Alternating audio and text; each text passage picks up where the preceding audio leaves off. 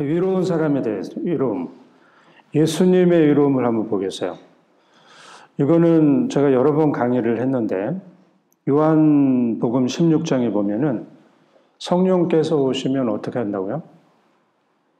너희들이 잘못 알고 있는 것들을 바로잡아 주실 것이다. 우리가 잘못 알고 있는 게 뭐죠? 위로움에 대해서 잘못 알고 있는 거, 죄에 대해서 잘못 알고 있는 거, 심판에 대해서 잘못 알고 있는 거, 이거를 바로잡아 주실 것이다. 그런데 오늘은 이제 위로움. 우리 인간이 위롭게 된 것은 예수님께서 해주신 말씀으로는 예수님께서 십자가에 못 박혀 돌아가시고 부활하셔서 하늘에 올라가신 그것 때문에 사람들은 위로운 사람이 되었다. 이것이 위로움이다. 라고 알려주셨어요. 그러니까 나는, 우리 인간들은, 뭐라 그러지? 예의 범절을 잘 지키고, 그리고 법을 잘 지키고, 그리고 다른 사람들을 위해서 살고, 뭐 이러면 위롭다고 이렇게 봐요. 그런데 예수님은 그렇게 한다고 너희들이 위로운 게 아니고 내가 너희를 이렇게 해줬기 때문에 너희가 위로운 사람인 거야. 그러니까 너희 스스로는 위로운 사람이 될 수 없어. 그래서 성경에도 보면 위로운 사람은 단 한 사람도 없다. 위로우신 분은 하느님 한 분뿐이시다. 그래서 우리가 원죄로 인해서 상실된 위로움을 예수님께서는 이미 회복시켜 주셨죠. 그럼 내가 어떻게 해야 이 위로움을 회복하겠어요? 마찬가지로 예수님께 예수님, 제가 위로운 사람이 되게 해주십시오. 제가 상실된 위로움을 회복시켜 주십시오. 자꾸 청해야 되고 또 나도 예수님, 제가 위로운 사람이 되도록 결심합니다. 위로운 사람이 되겠습니다. 이 결심을 어쩌다 한 번 하면 돼요, 안 돼요? 한 번 해서는 안 돼, 절대 우리 인간은. 오늘 결심을 했는데 내일 잊어버려. 그래서 그 다음 날은 내가 그런 결심을 했나? 할 정도로 기억이 가물가물해. 그러니까 이 결심을 한다고 하는 거는 어떻게 하는 거야? 자꾸 되새기는 거야. 한 번 내가 결심을 했지만 또한 몇 시간 있다가 또 되새기고 또 몇 시간 있다 또 되새기고 이게 결심인 거야. 하겠습니다. 한 번 하고 끝. 우리는 그렇게 되어 있질 않아요. 여러분들이 누구냐 하면은 아주 잘 잊어버리는 사람이라는 거 알아야 돼요. 까맣게 잊어버려. 그러니까 어떻게? 자꾸 되새겨야 돼. 중요한 거는 계속 되새겨야 돼. 그걸 잘하는 사람이 반드시 이루는 사람인 거야. 근데 오늘 정말 내가 정말로 오늘 막 단식도 하고 또 머리도 빡빡 깎고 막 별의별 짓을 다 해서 결심을 강하게 했어. 이 결심 며칠이라고 할까? 며칠 안 가죠? 다 잊어버리죠? 그러니까 쓸데없이 그렇게 막 할 필요가 있어요, 없어요? 백날 그렇게 해봐야 다 또 잊어버리는데. 그러니까 잊어버릴 거 아예 생각하고 살살 하시면 돼, 살살. 머리 안 깎아도 되고 단식 안 하고 되고 그 대신에 계속 기억해내는 거야. 맞았죠? 이렇게 여러분들이 그렇게 결심을 하고 예수님께 계속 청하면 여러분들을 예수님께서 위로운 사람이 되게 할 거예요. 그러면 여러분들이 위로운 사람이 되면 내가 위로운 사람이 되지 결심을 하고 생각하고 판단해서 생각하고 말하고 하지 않아도 뭘 해도 위롭게 말하고 생각하고 행동해요. 의로운 사람이 되었을 때는. 그러니까 여러분들이 의로운 사람이 됐는지 안 됐는지는 내가 의식을 해야지 그거를 겨우 하는 사람은 이 사람은 의로운 사람이 아닌 거야. 아무 생각도 없이 그냥 하는데 하는 것 모두 자체가 하나님이 보시니까 참 의로워. 근데 나도 나중에 이렇게 기억해 보니까 의로워. 내가 하는 게 아니고 예수님이 나를 의롭게 만들어 주셔서 하는 거야. 그러니까 이건 정말 의로운 사람이죠. 그러니까 이렇게 의롭게 해주셔야 정말 의로운 거죠. 그래서 여러분들이 이렇게 의로운 사람이 되는 거예요. 바오로도 로마서 3장, 이거는 아마 개신교에서 굉장히 많이 얘기했던 것 같아요. 제가 봐도. 이게 어떻게 보면 핵심인 거예요. 개신교는. 사람은 율법에 따른 행위, 그 율법을 지켰는지 안 지켰는지 상관없이 예수님을 믿음으로써 이롭게 된다. 그것도 이건 정말 확실한 거다. 예수님을 믿음으로써 이롭게 된다는 것은 정말 의심할 여지 없이 확실하다고 바울로가 굉장히 강조를 해요. 바오로 사도는 사람이 상실된 의로움은 예수님을 믿음으로써 회복된다고 우리에게 전해줘요. 다시 말해서 율법을 지키고 안 지키고 하는 행위에 따라 의로운 사람이 되는 게 아니고 예수님 안에서 이루어진 속량, 이 속량을 통해서 그분의 은총으로 거저 이롭게 된다. 여기에는 아무 차별이 없다. 믿는 모든 사람들을 위한 위로입니다. 라고 이렇게 전해줘요. 그러니까 이 바오로도 이거를 깨닫고 전하면서 너무나 기뻤겠죠? 얼마나 바오로도 위로운 사람이 되고 싶었겠어요. 특별히 바리사이고, 바리사이들은 위로운 사람이 되려고 발버둥 친 사람들인 거잖아요.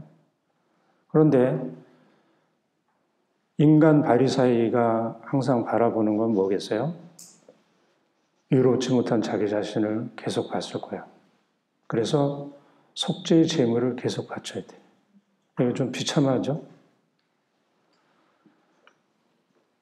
위로운 사람이 되겠다고 이름조차도 바리사이라고 이렇게 붙였는데, 그리고 열정을 펼쳐서 이렇게 사는데 속죄의 제물을 계속 바치면서 유율배반적이게. 그런데 예수님께서 십자가의 죽음과 부활로 하느님께 올라가서 우리에게 주신 이 위로움은 그러지 않아도 돼요. 완전히 다른 거죠. 이렇게 위로운 사람이 된다고 알려주신 거예요. 그러니까 이것도 여러분들이 이제 들어도 나도 할 수 있겠다 이런 생각이 들죠.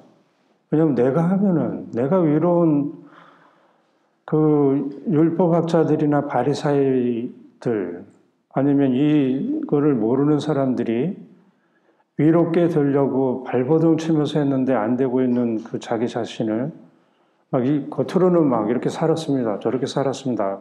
그 당시에 율법학자들이나 바리사이들처럼 나는 11조를 다 바쳤습니다. 뭘 다 했습니다. 다 했습니다. 이렇게 할지 몰라도 자기 속에 이렇게 들어가서 네가 위롭냐? 그럼 위롭지 못한 자기를 고백해야 되잖아요. 그러니까 속죄의 제물을 바치겠죠. 그러고 사는 자기 본 모습이 비참하겠죠. 근데 하느님께서 이루어주신 위로움으로는 그러지 않아도 되겠죠. 그게 우리의 위로움이니까 나도 할 수 있고 여러분들도 할 수 있어요. 왜냐하면 하느님이 이루어주죠. 죄로 기우는 경향. 죄로 기우는 경향에 대해서 이제 보겠는데, 원죄의 결과로 죄로 기우는 경향도 하느님께 그 힘이 기울어지도록 영적 투정을 해야 될 거예요. 근데 이게 어떻게 되면 그렇게 될까? 어떻게 하면 그렇게 될 수 있을 것 같아요? 아시는 분이 있나?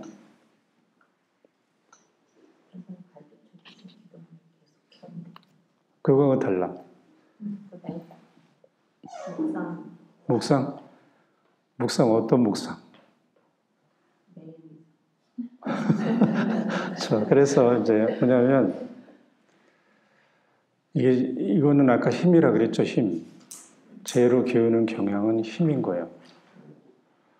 내 힘이 우리는 분열되어 있다 그러죠.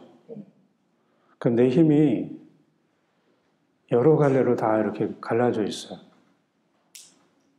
그 갈라져 있는 힘 중에 죄로 기울어지는 힘이 빠져나간 거예요. 그리고 내가 지은 본죄로 인해서 또 엄청나게 갈라져 있어요. 그러니까 여러분들이 얼마나 많이 여러분의 힘이 갈라져 있는지는 조금 느껴요? 엄청나게 여러분의 힘이 이렇게 딱 뭉쳐져 있으면 강하고 센데 다 갈라져 있으니까 뭘 하려고 해도 할 수 있는 힘이 없어. 내가 결심을 해도 결심을 해서 이룰 수 있는 힘이 있어야 되는데 힘이 없어. 갈라져가지고. 그런데 힘이 하나로 딱 돼 있으면 이 엄청난 힘인 거예요. 그 힘으로 여러분들이 하고자 하는 거를 충분히 하고도 남아. 그러니까 죄로 기우는 경향이라고 하는 거는 이게 없어지면 어떻게 되겠어요? 하느님께로 가는 힘이 되겠죠. 하느님께로 간다고 하는 그 힘은 끝내 뭐예요? 하느님을 사랑하는 거겠죠. 그래서 죄로 기우는 경향이 언제 없어져? 하느님을 사랑하면. 근데 우리는 하느님을 사랑하면서도 또 막 하느님 외의 것도 막 사랑하잖아요. 그러다 보니까 자꾸 이 힘이 갈라지지만 정말로 내가 하느님을 뜨겁게 사랑해. 그래가지고 하느님과 내가 거의 하나가 되다시피 나는 하느님밖에 안 보여. 하느님 외에 다른 모든 것들은 별로 나를 이렇게 끌지를 못해. 그래서 하느님께 나의 모든 힘이 이렇게 가 있는 상태, 이거를 우리는 하느님을 사랑하는 거라 그래요. 이 사랑하는 거를 이제 엄청나게 많은 단어로 표현을 했어요. 하느님과 하나가 됐다. 하느님과 불꽃처럼 사랑을 나눈다. 그래서 하느님과 내가 이렇게 구분을 하려는데 구분이 되지 않는다. 그렇게 하나가 됐다. 이렇게 될 때 죄로 기우는 경향, 그 힘이 하느님께로 향했으니까 거기서 자유로워지겠죠. 그러니까 내가 죄로 기울어지지 않기 위해서 해야 되는 건 뭐예요? 하느님을 사랑하는 거예요. 근데 이것도 끝내는 내가 할 수 있다? 못해. 그래서 예수님, 저는 마귀를 좋아합니다. 마귀한테 이렇게 항상 가려고 하는 그 마음이 내 속에 있습니다. 수치스럽고 부끄럽지만 저의 모습입니다.